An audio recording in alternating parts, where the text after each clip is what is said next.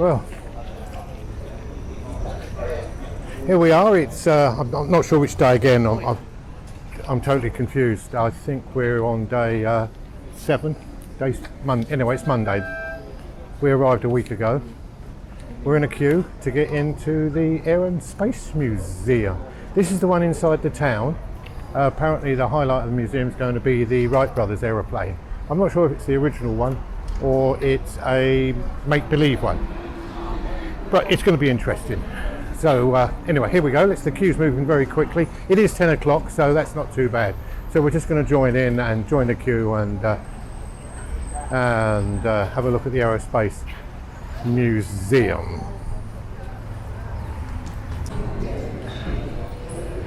Well, we don't need to go no further. We don't need to see anything else. Look what we got here. Captain Kurtz. Enterprise. It's the real one. Is it? No, it's a model. Must be. Must be a model. But look at that. That's amazing. Captain Kurtz, the Starship Enterprise. Oh, it's in a glass cabinet. They've obviously had to protect it. To go where no man's gone before. Wow. Brilliant.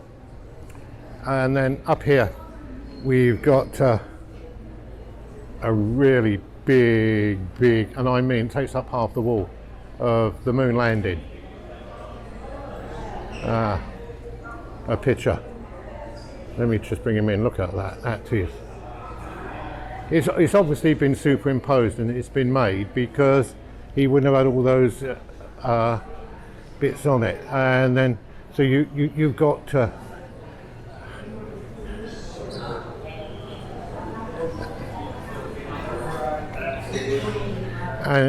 And then we got the moon rover, which is there. And of course, what was it called? You know, you forget all this, don't you? But mind you, it was 1969. How many years ago was that? It's half a century ago. I forget what the moon lander was called. I'm sure Nigel will tell me because anybody who's been watching my videos knows that I've got a monitor now. Yeah, his name's Nigel, and he tells me everything. So he'll tell you. If you look in the comments, he'll tell you what the what it was called. The moon landing thingamajig. Yeah, I don't know what it was called. Anyway, let's carry on. I still want to see the Wrights plane. Well, we're up on the first floor now of a very reduced in size Air and Space Museum due to the redevelopment work that's going on. But there's still lots to see. We've got a 747 over here. I don't know if you can see a 747. It's only the front bit, and you go in and have a look in the cockpit and everything else. And they've got all these aeroplanes hanging from the roof, which is, I'm sure that's a Diathlon, whatever it is, American Airways. There it goes. Look at that. That's quite impressive. I presume, I'm not sure if these are actually real planes that are hanging up here, or whether they're. I think this is one of the first commercial aeroplanes. I remember, wasn't it a DC-3 or something? It's blowing my mind away. This is all these aeroplanes here.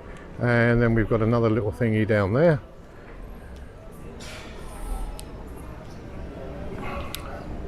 And this is a crop sprayer, wasn't it? Then they used these for spraying the crops in the early days. It's a Huff-Deland duster. And yeah, they used to spray the crops, didn't they? To stop all the buggy wuggies. Yeah. Anyway, hope it's not boring you too much. Certainly not boring me. But anyway, let's. Shall we go inside the jumbo jet? Shall we? I think. Have a look inside there. Wow! Look at that. This is the actual Apollo 11 command module. A lot bigger than what I thought. Yes, it didn't look as big as that when we saw it on the telly back in 69. And this is the actual one that went all the way around, because it was the command one. This one never landed on the moon. Obviously, the people just stayed in there, and the other one went down to the moon and it came back. But this is the one. Let's have a look at the underneath with the tiles on it to stop it burning up as it came back in. And of course it did land at sea it splashed down in the sea and the Navy had to rescue it. If you watch my previous video from the Navy Museum, you'll see the plaque that honoured the people who actually went and rescued, well, not rescued it because it was a planned landing, wasn't it, at sea. But that is certainly a lot bigger than what I thought it was going to be.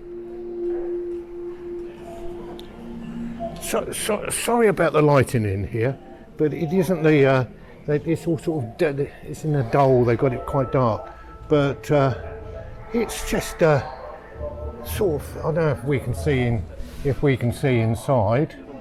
I don't know if you can see inside there. I'm lifting the camera up as high as I can get it to see inside the capsule. It's very Heath Robins-y, but there you go. That went round the moon and came back again. Brilliant. Well, we're up on the gallery now, overlooking the display we've just left.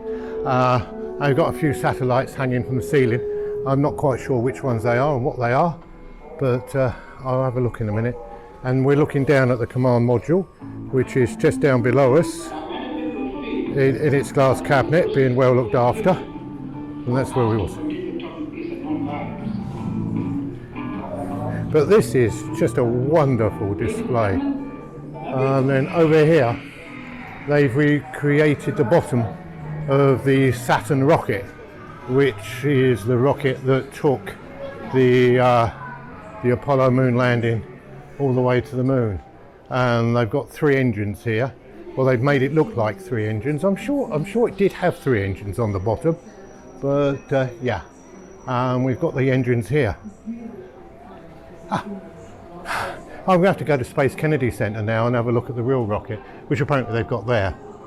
This is well, I could spend all day here, but I suppose I should really now go and find the wife and find out what she's looking at. So we've gone really to the modern. First of all, we've gone up to the I think it's all the bits and pieces they took with them, sort of medicine kits and all the tablets. Look, just like my tablets I bought on holiday. Wow, look at that. I even took a knife just in case they met an alien. I'm sure they didn't, but if they did meet an alien, we got a knife as well. What a great display. Hey, we're going into the hall now that is dedicated to the Wright brothers. Yeah, I think so. Hopefully by the end of this little section we'll know more about the Wright brothers than the Wright brothers knew. And here they are, Wilbert and Orville, the Wright brothers. They're sat there quite happily, and as you know that they didn't decide they were going to design aeroplanes, because before they started designing aeroplanes they made these things. Yes, they made bicycles, and then they went from bicycles into flight, and here they are, the Wright brothers. Not the real ones, just bronze casts thingies. Well, there you go. It says so on this sign here. If you want to read it all, just pause the video. But this is the actual real Wright Flyer. It's not a reproduction, it is the original one. But the actual canvas, or the linen that covers the airframe, was actually replaced in 1985 by the museum, because apparently the old one began to rot. But this is the actual Wright's Flyer, and as you can see, when they actually flew the plane, they didn't sit in it, they laid down next to the engine. So the actual engine was on one side and their body was on the other, and that would sort of counterweight the weight, so it was level, and that's how it flew. And believe it or not, the propellers are behind at the back. Yeah, so they're not in front, they're actually behind him. Yeah, and that's how it flew. And this is the actual plane. It's not a copy, not a reproduction. Is the real plane.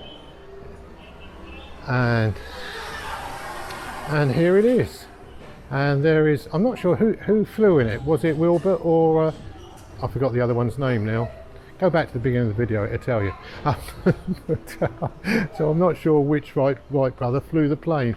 It's bound to tell me somewhere, isn't it? And there it is. Didn't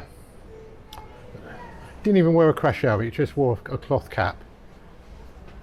It's quite big though, isn't it?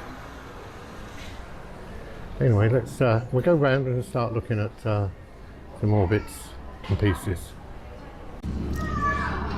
And this is how they started to do their experimental on flying and developing the wing, was in fact they used a kite system, and they flew a kite. And here we slightly have a model of the kite there, but better than that, we actually have the real kite, a real full-size model of the kite that they flew to test the principles of this dual biplane wing, which is up on the ceiling there, which we can see, and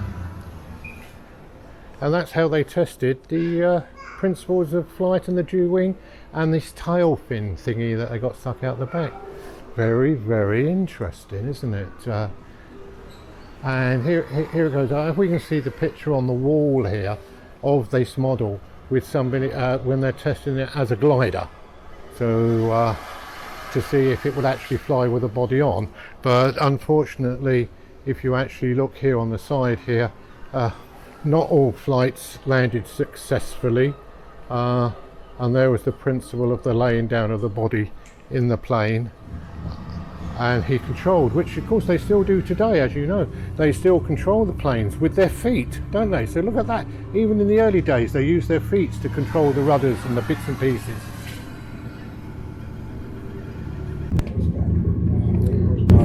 Well, we're another part of the original plane. If you can read that sign, it'll tell you all about it, save me reading it to you. But what it's actually telling you about is this lump of wood here, which is the original propeller that was used on that famous flight in 1903. Yeah, and that is the original propeller that did those original flights. As you can see, it got damaged on the last flight of the day, where they had a slight mishap. But there you go, the original propeller.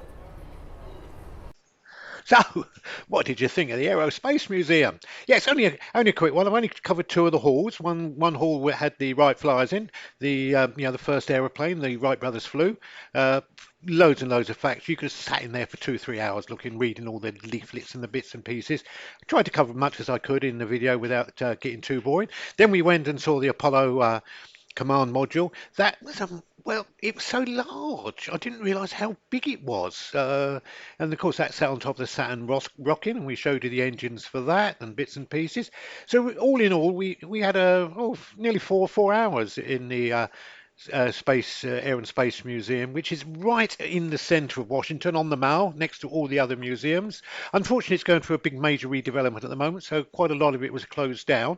But that doesn't really matter because they've got another museum, Air and Space, dedicated out at Dulles Airport, which is about an hour out of town. We're hoping to make a trip to that one day, later on in the holiday, if we get a spare day between all the other museums, because we're having a wonderful time. Anyway, hope you enjoyed it.